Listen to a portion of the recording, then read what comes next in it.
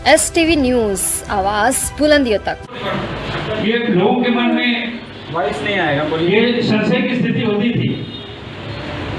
सुबह में ही अनजानेपन में ही आपसे वहां प्रिजाइडिंग अफसर उस पर साइन करवा लेते हैं, जबकि वो जो फॉर्म है वो जब मतगणना समाप्त हो जाएगी और आपको लगेगा सही तरीके से मतगणना संपन्न हुई है तभी आप करेंगे। और आप यदि नहीं, खासतौर पर इंडिया गठबंधन दलों के जिलाध्यक्ष ने और सीनियर लीडर्स ने इलेक्शन कमीशन ऑफ इंडिया को वहां पे आईना दिखाने का काम किया। उन्होंने कहा कि फॉर्म नंबर 17C, जिसके बारे में आपने पिछले चुनाव में कहा था कि वो पारदर्शी चुनाव बनाए रखिएगा।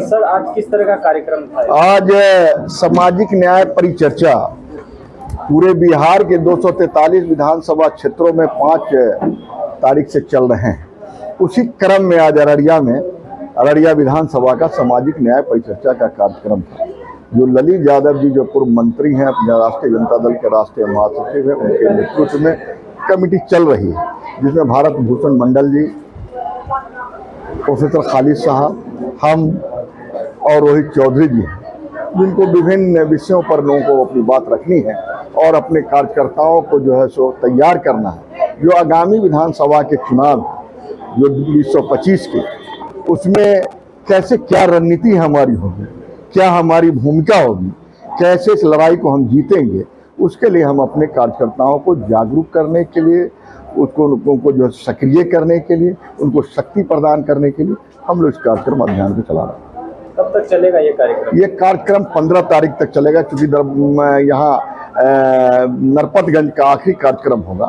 आज के बाद कल जोकी हाट में है, उसके बाद 15 तारीख को नरपतगंज में है, तो नरपतगंज में कार्यक्रम होती है। कितनी मजबूती से इस बार चुनाव लड़ने जा रहे हैं आप?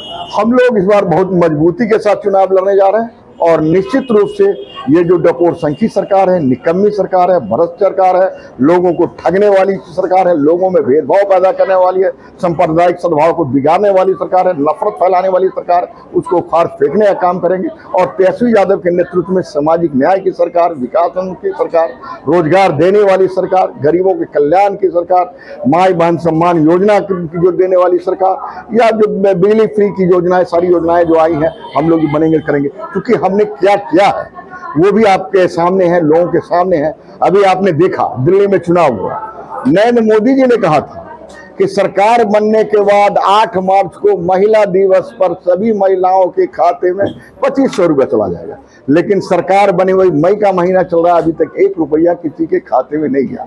वैसे उनकी तो सारी घोषणाएं झूठा और जुमला चलता है उन लोगों का, और चलता रहता है। 2 करोड़ लोगों को रोजगार देना, 2 करोड़ क्या कहते हैं आपको जो है सो किसानों की आमदनी को दुगुना करना, या 15 लाख रुपया देना, तरह तरह की बातें करना। तो इस सारी बातों के बारे में उन लोग क्या करना है, झूठी बात भ्रम फैला करके लोगों को बांट करके उड़ाने। लेकिन हम लोग बांटने में विश्वास नहीं करते हैं, हम लोग काम में विश्वास करते हैं, हम लोग सामाजिक न्याय में विश्वास करते हैं। लोगों को जो है सो किस तरह से उसका कल्याण हो, कल्याणकारी काम कैसे कर सकते हैं, उसके लिए हम लोग जो है सो तेजस्वी जी के नेतृत्व में हम लोग सरकार बनाने का काम करेंगे। परिचय सर आपका? मेरा नाम है बद्रियाल अहमद, प्रदेश महासचिव, राष्ट्रीय जनता दल बिहार।